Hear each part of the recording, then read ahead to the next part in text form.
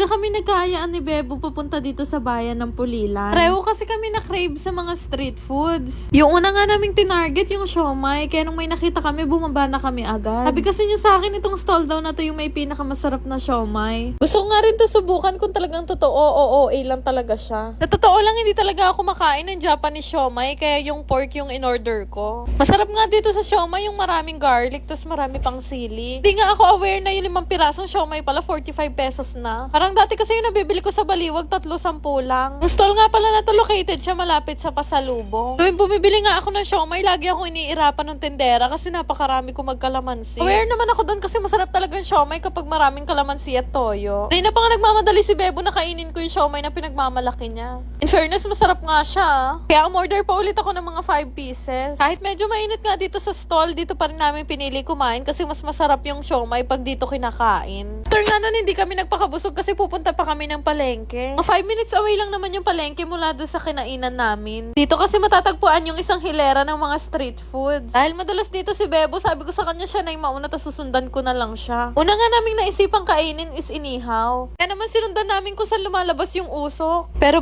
false alarm, yung una namin pinuntahan hindi pala yung ihawan. Yung ihawan pala, dito lang pala yun sa harap nakapwesto. Excited na ako kumain kasi simula nung umuwi ako, ngayon pa lang yata ako kakain nito. Ang dami nga nilang tinda dito, pero yung pinaka-favorite ko talaga sa inihaw yung isaw. Pero hindi basta isaw lang gusto ko yung extraordinary, yung may kasama pang jerbox. Aminin nyo, mas masarap yung isaw kapag medyo mapait-pait. Sobrang na-miss ko talaga kumain ng mga ganito, tapos iinumin mo pa yung suka. Ilang minuto pa nga lang kaming nandito, nakakalimang stick na ako ng isaw. Sumunod nga na pinatry sa akin ipakain ni Bebo yung tokong.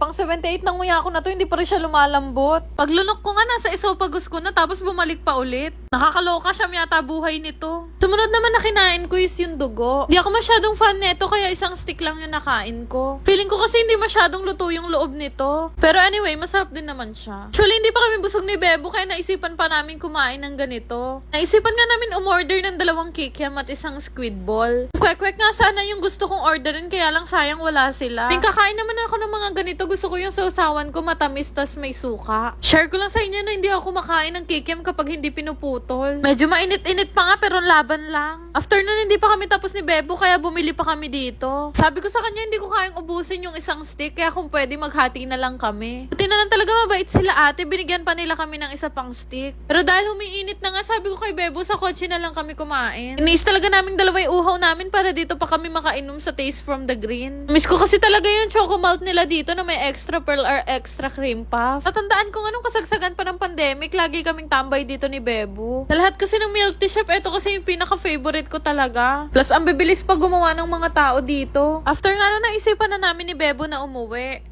Kinaganda nga sa bahay nila, 10 minutes away lang yung mga ganitong establishment. Share ko lang din sa inyo na si Bebo, isang malaking fan niya ng mga strawberry flavor. Nung makauwi na nga kami ni Bebo, nagulat ako, may naghihintay pala sa amin. Kakatuwa nga tong dalawang to kasi naglaan pa sila ng oras para hintayin kami ni Bebo. Medyo dumidilim na nga, lumabas ulit kami. Meron kasi kaming pupuntahang bata na sobrang saya na makita ko. Gulat nga ako kasi sa daan pa lang meron ng mga tumatawag sa akin. Lapit lang naman to sa bahay nila Bebo, kaya nilakad na lang namin.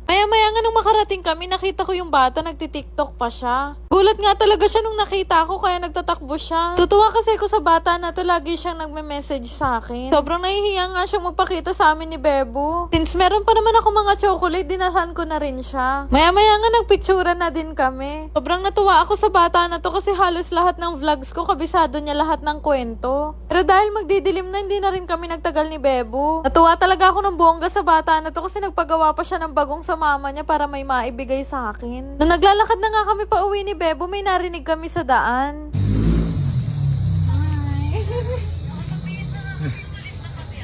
Gulat nga siya nung nakita ako kasi naman narinig namin siya na pinanonood yung mga vlogs ko. Na-appreciate ko talaga ng sobra yung mga batang ganito sa akin. Kaya sobrang saya niya nung nagpicture kaming dalawa. Bago ang lahat, meron nga pala akong gusto sa inyong i-share na laro. Ang name nga nung laro na to ay Kabibe. Tuturuan ko na rin kayo kung paano mag-register. Lagay nyo lang naman yung mobile number nyo, password at yung OTP. Ganun lang naman kadali mag-register, pwede ka na agad makapasok sa laro. Pero bago ka maglaro, kailangan mo muna mag-cash in. GCash nga yung ginagamit ko dito para makapag-cash in. Lalagay mo lang naman yung GCash number mo at saka yung referral number. Siyempre, kung magkanong amount yung ika-cash in mo. 200 nga muna yung kinash in ko dito. Ganun lang naman kadali mag-cash in. Pwedeng-pwede ka na talaga maglaro. Dami ka nga larong pwedeng pagpilian dito, pero yung lagi kong nilalaro yung Lucky 9. Siyempre naman, alam na natin yung mechanics ng laro na to. Pataasan lang naman ng card dito, wag lang lalagpas ng 9 ha. Para sa akin, napakadaling laro lang ng game na to. Bukod sa hindi ka na makikilaro sa kapitbahay mo, kikita ka pa dito. After naman na naisipan kong laruin tong toss coin. Pansin ko nga rin na itong kabibe ay madadali lang yung mga laro. Kaya ibig sabihin, madali lang din manalo. Mechanics naman ng game na to, itataya ka lang kung saan mo gusto, head or tail. Sobrang dali lang manalo dito kasi dalawa lang naman yung pagpipilian mo. Choice mo din naman kung gaano kadami yung gusto mong itaya. Pero bago pa nga ang lahat, tuturuan ko na rin kayo kung paano mag-cash out. Marami din kasi nagtatanong kung paano mag-cash out. Simple lang naman, pindutin nyo lang yung withdraw na makikita nyo sa baba. Lagay nyo lang yung amount na ika-cash out nyo at saka yung GCash number nyo. Dahil nanalo ako ng 300 pesos, wala pang 10 minutes, 300 na yung kinash out ko. Ano lang naman kadali mag-cash out, makukuha nyo na agad yun na panalunan nyo. Recommended ko talaga tong kabibe, kaya subukan nyo na rin laruin to. Yun lang na.